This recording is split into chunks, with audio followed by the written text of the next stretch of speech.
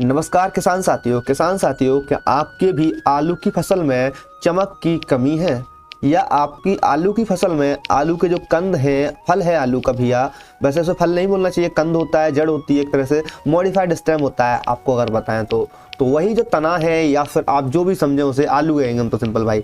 जो आलू है उसको वो जो है फटने लगा है, तड़कने लगा है या फिर उसमें चमक की कमी है, आपको आलू पर कुछ धब्बे दिख रहे हैं या उसकी स्किन थोड़ी सी खराब दिख रही है, तो ये बहुत बड़ी समस्या है। अगर ये आपकी पूरी फसल में हो जाती है तो फिर आपको मंडी में आपके आलू का भाव अच्छा नहीं मिलने वाला है। कोई भी ग्राहक आएगा, पैकर आएगा, ट्रेडर आएंगे, आपके आलू को उठाएंगे, देखेंगे हाथ में लेकर के, लेकिन उसका सही दाम आपको नहीं देंगे। तो गुरु यहाँ करना क्या है वो सुन लीजिए। ये जो प्रॉब्लम मैंने आपको बताई है, ये प्रॉब्लम बहुत बड़ी है। इस प्रॉब्लम के समाधान के लिए आपको यहाँ पर जिंक का स्प्रे करना है चमक को बढ़ाने के लिए। जिंक जो है चमक को बढ़ाएगी, तो जिंक आपको 150 ग्राम लेनी है, 150 से 180 ग्राम जिंक लेनी है आपको। और ये जो जिंक है भैया 1 एकड़ के लिए इनफ है। 200 लीटर पानी या 180 लीटर पानी में इसे घोल लीजिए। इसके बाद आपको इसी में 150 ग्राम बोरॉन भी डाल लेनी है। बोरॉन 150 ग्राम इसमें डाल लीजिएगा। डालने के बाद इन दोनों को अच्छी तरीके से मिक्स कीजिए। मिक्स करने के बाद करना क्या है, देखिए बोरॉन क्या करेगी वो सुन लीजिए। यहाँ पर बोरॉन यहाँ पर आपके आलू का जो फल फट रहा है उसे रोकेगी, फल को फटने से रोकेगी। साथ ही ये आपकी चमक में भी हेल्पफुल रहती है। बोरॉन मल्टीपल काम करती है यहाँ पर, तो बोरॉन जरूर आपको जरूर डालनी है आपको, ठीक है। अब देखो क्या करना है, और भी चीजें आपको लेनी है। तो 2 चीज मैंने आपको बताई हैं। यहाँ आपको अब लेनी है NPK 19-19-19 या फिर NPK 0-52-34 जो आती है वो भी आप उठा सकते हैं, ले सकते हैं भैया। लेकिन जहाँ तक किसान यूज करते हैं NPK 19-19-19 को इस्तेमाल करते हैं, NPK 20-20-20 को इस्तेमाल करते हैं। जौन सी NPK आपको लेनी है वो ले सकते हैं। और अगर आप NPK 0-52-34 लेते हैं फिर उसमें आपको नाइट्रोजन नहीं मिलेगी, ठीक है। तो आप NPK 19-19-19 लीजिए, जिसमें आपको नाइट्रोजन भी मिल जाएगी। जो आपके पौधों को थोड़ी बहुत चाहिए होगी उसे वो ले लेंगे। तो NPK 19-19-19 ले लीजिए 1 किलो। अभी आपको इसे नहीं घोलना है, अभी आपको इसे नहीं घोलना है। जो 2 चीज़ें घोली है ना उसी को रहने दीजिए अभी। तो अब जो चीज़ें आपने घोली हैं जिंक और बोरॉन, उसमें आपको एक कीटनाशक डालना है। थियामेथोक्सम ले सकते हो, एसिटाइमेप्रिड ले सकते हो, इमिडाक्लोप्रिड ले सकते हो। थियामेथोक्सम ले लीजिए, 100 ग्राम इनफ है 1 एकड़ के लिए।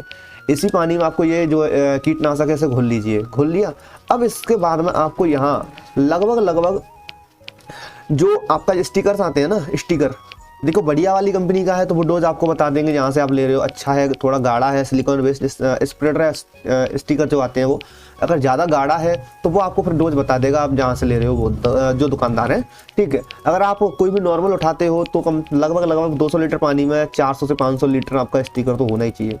500 ml जो स्टिकर है वो 200 लीटर के पानी में होना चाहिए भैया, तभी आपका जो स्टिकीनेस है वो बनेगी पानी में।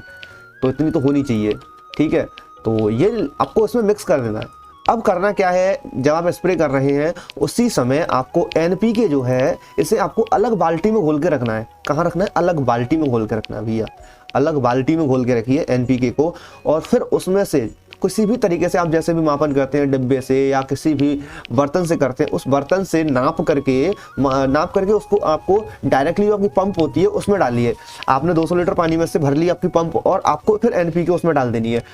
आपको कंबाइन उन चीज़ों को तभी करना है जब आप स्प्रे कर रहे हो, उससे पहले आपको कंबाइन करके नहीं रखना है। नहीं तो देखो NPK क्या होती है, PGR होता है, प्लांट ग्रोथ रेगुलेटर बोल सकते हैं, प्रमोटर बोल सकते हैं। प्लांट की ग्रोथ को प्रमोट करता है, पौधों में जो जड़ होती है उनको अच्छे तरीके से बूस्ट कराता है, रोग प्रतिरोधक क्षमता बढ़ाता है। तो ये जो है ना, इसे आपको उसी समय डालना है जब आप जो है स्प्रे कर रहे हैं। उससे पहले रखोगे तो फिर आपको अच्छा रिजल्ट नहीं मिलेगा, आपको नुकसान ही उठाना पड़ेगा भैया, ठीक है। तो ये काम कर लीजिए।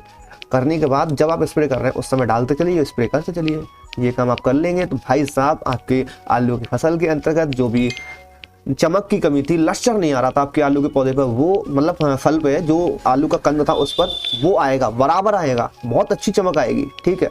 और जो बोलते हैं आलू फट रहा था, तड़क रहा था ना, वो भी आपका रुक जाएगा। तो ये काम आप कर लीजिए। और NPK जो है वो ग्रोथ रेगुलेटर, ग्रोथ प्रमोटर का काम तो कर ही रही है। आलू के पौधे का साइज़, मतलब आलू का जो कंद है उसका साइज़ बढ़ाएगी। और हाँ, अगर आप आलू का कंद का साइज़ बढ़ाना चाहते हैं ना, तो भैया मैंने इसके लिए कई सारी वीडियो जो है बना रखी है अपने इस चैनल पर।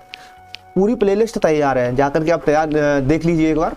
तो आप आलू के रिलेटेड जो भी आपकी क्वेरीज हैं, जो भी आपकी प्रॉब्लम है, आपको जो भी समस्याएं आ रही हैं, वो आप सॉल्व कर पाएंगे। तो चलिए इस वीडियो में इतना ही था। पूरी इन्फॉर्मेशन मैंने दे दी है, किस तरीके से आपको काम करना है सारी चीज़ें बता दी हैं। ये चीज़ें आप कर लीजिए, आपकी आलू की फसल में चमक तो बढ़ेगी, साथ ही आपका उत्पादन बढ़ेगा। भाई उत्पादन बढ़ेगा तो आपको मुनाफा भी देखने को मिलेगा। वैसे मुनाफे की तो बात नहीं करनी चाहिए, क्योंकि मुनाफा बाजार के भाव में, बाजार में जो भाव है उस पर डिपेंड करता है। रेट आपको क्या मिल रही है उस पर डिपेंड करता है। हमारा काम केवल प्रोडक्शन को बढ़ाना है, तो प्रोडक्शन आपका बढ़ जाएगा।